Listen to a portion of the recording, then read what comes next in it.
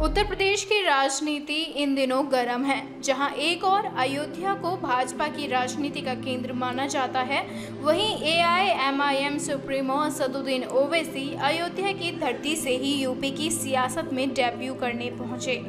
असदुद्दीन ओवैसी ने अपने 3 दिवसीय यूपी दौरे की शुरुआत अयोध्या में प्रेस कॉन्फ्रेंस के जरिए की। उत्तर प्रदेश की सियासत में किस्मत आजमाने उतरने अयोध्या से मिशन 2022 का आगाज किया, लेकिन पोस्टर पर अयोध्या की जगह फैजाबाद लिखने को लेकर वो सुर्खियों में रहे। ओवैसी ने मंगलवार को अयोध्या के मुस्लिम बहुल रुदौली विधानसभा क्षेत्र में एक जनसभा को संबोधित किया। इस दौरान सत्तारूढ़ बीजेपी के साथ अखिलेश यादव पर भी ओवैसी ने जमकर निशाना साधा।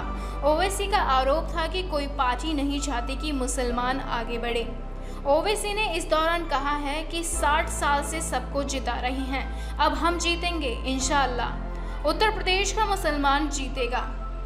कब तक हम इनको कंधों पर बिठाकर, कभी अपना बेटा बनाकर, कभी अपना भैया बनाकर, कभी अपना नेता बनाकर कब तक इनको जिताते रहेंगे? हम क्या कोई कैदी हैं? अब हम वोट डालेंगे और जीतेंगे। संविधान में हमको इजाजत है। किसी के पेट में दर्द क्यों हो रहा है? ओवैसी इस मौके पर वो आजम खान के प्रति थोड़े नरम दिखाई दिए हैं। ओवैसी ने मंगलवार को कहा है कि उनकी पार्टी आगामी उत्तर प्रदेश विधानसभा चुनाव में करीब 100 सीटों पर चुनाव लड़ेगी और सभी वर्गों के लोगों को टिकट देंगी।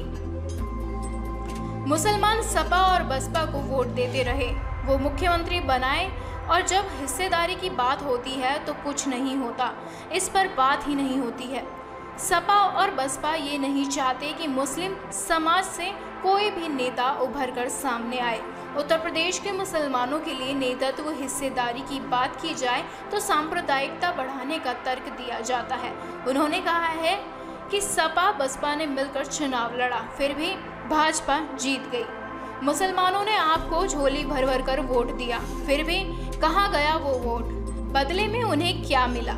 ओवैसी ने कहा है, हम सुहेल देव भारतीय समाज पार्टी तथा कई अन्य दलों के साथ हैं। हमारे साथ दलित और पिछड़ा वर्ग के लोग हैं। हमारी पार्टी 100 सीटों पर चुनाव लड़ेगी। उन्होंने कहा है कि अगर अखिलेश अपनी सरकार के वक्त योगी पर केस चला देते तो योगी कुछ नहीं कर पाते, लेकिन सच्चाई ये है कि कोई नहीं चाहता कि मुसलमान आगे बढ़े। उन्होंने कहा है कि पार्टियां चाहती हैं कि देश का 19% मुसलमान इनकी गुलामी करे, लेकिन हिस्सेदारी ना मांगे। सपा बसपा पर जमकर बरसने वाले ओवैसी भाजपा को लेकर कहां चुप रहने वाले थे। ओवैसी ने साफ कर दिया कि उनका उद्देश्य प्रदेश में भारतीय जनता पार्टी को हराने का है। ओवैसी ने कहा है, हम चुनाव लड़ेंगे भी और जीतेंगे भी। उन्होंने कहा है कि ये जीत उत्तर प्रदेश के मुसलमानों की होगी।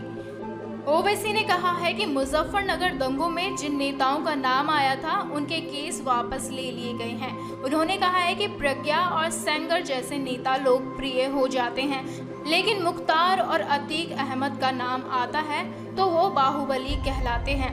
रैली को संबोधित करते हुए ओवैसी ने सपा से गठबंधन को लेकर भी अपनी स्थिति स्पष्ट कर दी है। ओवैसी ने कहा है कि लोग पूछते हैं कि सपा से क्यों नहीं मिलते, ये अखिलेश यादव से जाकर पूछो। मैं अपनी इज्जत का सौदा नहीं कर सकता।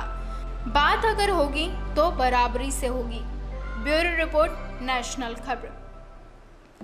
हमसे जुड़े रहने के लिए सब्सक्राइब करें यूट्यूब पर, फॉलो करें ट्विटर और इंस्टाग्राम पर, लाइक करें फेसबुक पर, और ज़्यादा जानकारी के लिए नेशनल खबर की वेबसाइट पर जाएं। आपको टाइप करना होगा सिर्फ नेशनल खबर।